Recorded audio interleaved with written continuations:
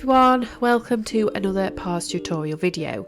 Today we are focusing on the bows ruler, and as you can see on this ruler it does have a step-by-step guide. So you can see there's number 1, 2, 3 and number 4.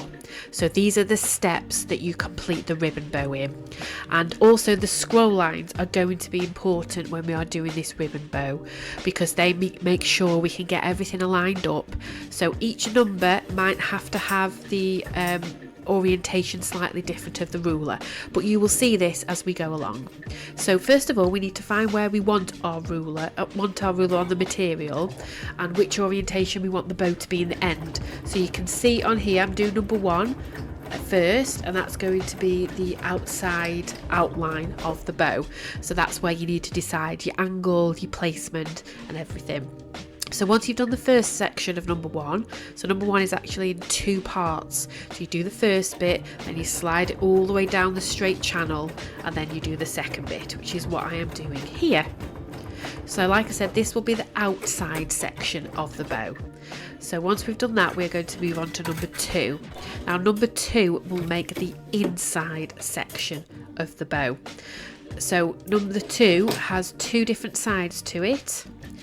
And it's got some scroll lines, so that's what we're going to put the outside edge on. The ones that we've just sewn, we're going to line those up with what we've just sewn, and that makes sure that the inside section of the bow will be nicely lined up. So you do the first half, okay, then you stop at the end. Don't forget you need to stop with your needle down so you can slide the ruler nice and freely, and you can line it up again, and then you can do the second section. So this completes the outer section of the bow and the inner section of the bow. So that's number 1 and number 2. What we'll move on to now is number 3 and number 4, and they are going to be the sections that dangle down for the bows. Okay, so you can see here how I've lined up what I've just done. Okay, and then you're just going to go round the outside edge of number 3. Okay, so you're going to go all the way around, make sure you get nice and snuggly into all the different sections, and it'll give you that nice shape that we're after. And we meet right back at the top where we started. So that's number 3. And then number 4 is the exact same thing, but we need to turn the ruler round so we've got access to those scroll lines for the right bit that we need. And we're going to do exactly the same thing, pop the needle down in the centre and just follow the outside edge. Okay, so you can't go wrong with this one because it's a step-by-step guide. Okay, and that is the basis of doing the bow. So I'll just take that ruler off now and you can have a look at it. Okay, so of course you can do individual bows, or you can build up on it and make a pattern. So what I'm going to do now is I'm going to do a second bow. So it's the exact same process as before. I'm going to pick my new starting point. And then what I'm going to do is I'm going to do the exact same thing again for the second bow, and then I'm going to skip ahead a bit and just show you how you can build this pattern up if you wanted to do it on a larger area of your quilt. And then later on in the video we are going to look at how you can combine this ruler with other rulers to add on detail to other patterns. So there is quite a lot that you can do with this ruler as well. You can, like I said, it can be an individual pattern or it can be combined with other rulers. Okay, so I've just completed section number 1 there in the exact same way. So now we're going to go on to section number 2.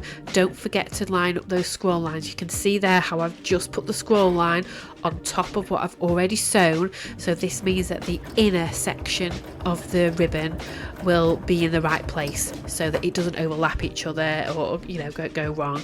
So again, I'm just lining that up for the second section of number 2. And I'm just going to go all the way back.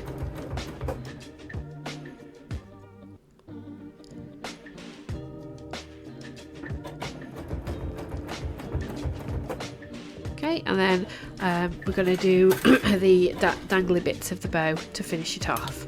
So again, you can, if you wanted to, you could do this in all different coloured threads. or different coloured bows, different coloured threads, just to enhance the visual impact it will have on your quilt. Or like here, I've used the colourful material but used the plain white thread because that is also quite effective. Okay, so you will get used to, as you do more and more bows, which way the ruler has to be round for each section. It's not that difficult, it's because you've got the scroll lines, you can line everything up and it's nice and easy. So I'm just doing the last little bit of this second bow, and then like I said before, we're going to skip ahead a little bit, and you can see how I've built up the pattern on this material. Okay, so there's the 2 bows there.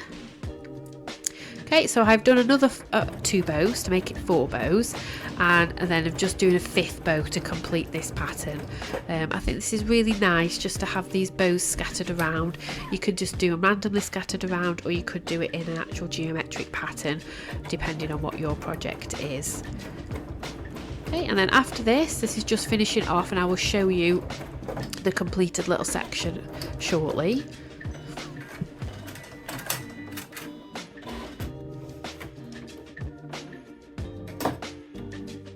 So that's the completed pattern with the 5 bows.